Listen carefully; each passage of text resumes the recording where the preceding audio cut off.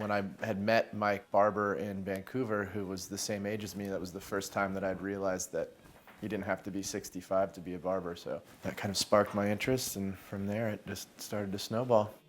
I grew up skateboarding and snowboarding, started in the 80s, which led me to being a sponsored skateboarder first and then snowboarder after that. Was on the national team for snowboarding, moved out west, went pro, did that whole thing for a while. When my snowboarding career came crashing down, I moved into like marketing and athlete team management for a snowboard brand. Moved back to Ontario.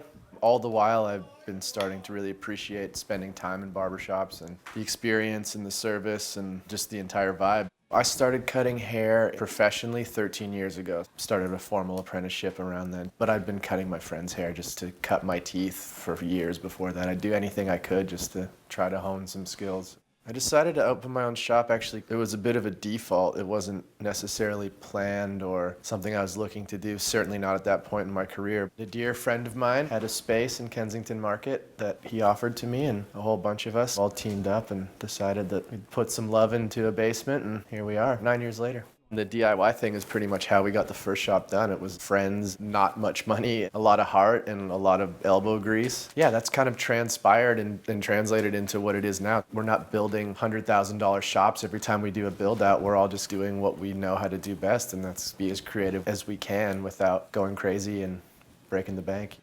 Things have changed quite a great deal since the beginning. I mean, it started out with just me in a basement, one by one. Good people came, and here we are now with 7 shops and 30 employees, and it's great. I mean, it's been a wild ride, but I'm very pleased with the place we're at now.